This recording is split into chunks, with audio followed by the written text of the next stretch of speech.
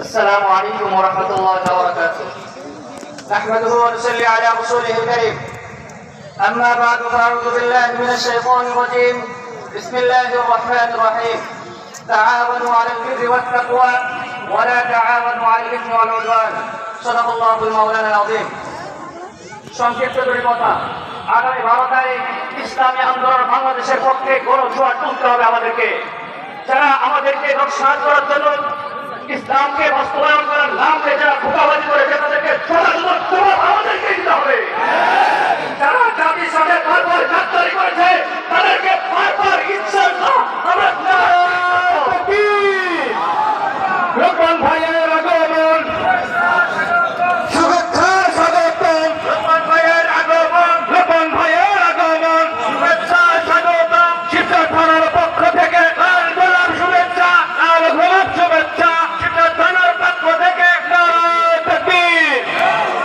Number 2, যারা এদেশে সন্ত্রাসবাদ কায়েম করেছে, যারা এদেশে চাঁদাবাজ কায়েম করেছে, আগামী সংসদে তাদেরকে যথোপযুক্ত জবাব দিতে হবে আমাদেরকে। শিবচর কোনো চাঁদাবাজের জায়গা থাকবে না, শিবচর কোনো সন্ত্রাসবাদের জায়গা থাকবে না। আগামী সংসদ হবে কোরআনের সংসদ, আগামী সংসদ হবে বিরূপায় করছেন আলেম ওলামা বাংলাদেশের মুসলমানের সংসদ। সুতরাং চাঁদাবাজের জায়গা শিবচর হবে না, চাঁদাবাজের জায়গা বাংলাদেশে হবে না। তারা যেভাবে চাঁদাবাজি শুরু করেছে তাদেরকে সেভাবে জবাব দিতে হবে ইনশাআল্লাহ। আল্লাহ পাক রব্বুল আলামিন আমাদের তৌফিক দান করেন। নাসরুম মিনাল্লাহি ওয়া ফাতহুন করিম। আসসালামু আলাইকুম ওয়া রাহমাতুল্লাহ।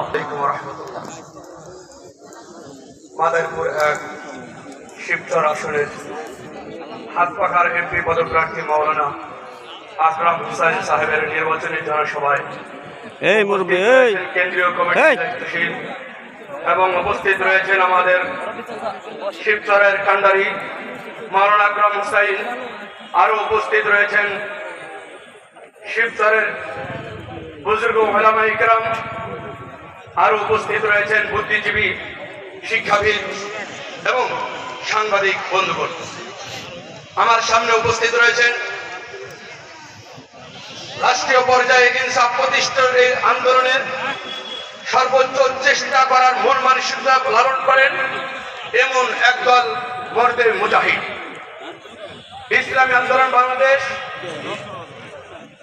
একটি আদর্শিক রাজনৈতিক সংগঠন, গতানুগতিক কোন সংগঠন ইসলামী আন্দোলন নয়। ইসলামী আন্দোলন বাংলাদেশ সিদ্ধান্ত নেওয়ার পরে যেই স্বার্থে সমঝোতায় গিয়েছিলেন, মানুষকে একত্রিত করেছিলেন, ইসলামের স্বার্থে গিয়েছিলেন, যখন দেখলেন ইসলাম আর টিকে থাকে না, তখন পীর সাহেব চরমনাই এই দেশের বুজুর্গ উলামায়ে কেরামের পরামর্শের ভিত্তিতে তিনি সিদ্ধান্ত গ্রহণ করেছেন তিনি একাই নির্বাচন করবেন।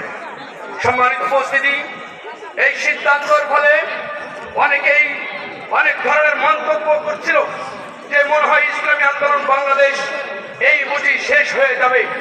কিন্তু আমরা কি লক্ষ্য করেছি, বাংলাদেশের প্রতিটি গ্রামগঞ্জে, প্রতিটি মহল্লায় ইসলামী আন্দোলনের কর্মীরা আগের দিকে দ্বিগুণ পেতে ইসলামকে রাষ্ট্রীয় ক্ষমতায় নেওয়ার জন্য কাজ করে যাচ্ছে। সম্মানিত উপস্থিতি, আমরা যখন মাঠের ময়দানে ফিরতে কাজ করতে যাই তখন সাধারণ জনতার মুখে একটি মাত্র কথা শুনতে চাই যে পীর সাহেব চরমনাই একে হাত পাকা মার্কায় ভোট দিয়ে তাকে আমরা সংসদে পাঠাইতে চাই। আমরা দেখতে পেয়েছি শিবচরের প্রতিটি গলিতে গলিতে আমাদের নেতা কর্মীদের পদচারণা হয়েছে।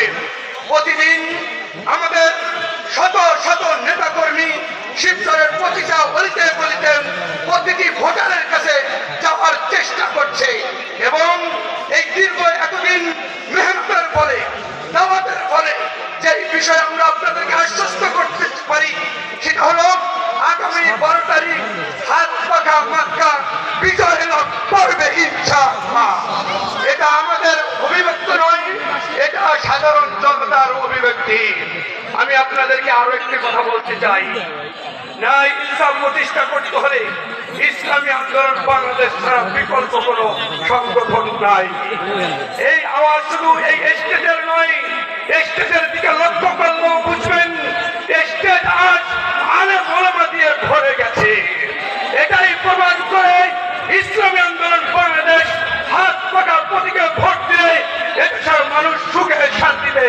বসবাস করতে পারবে।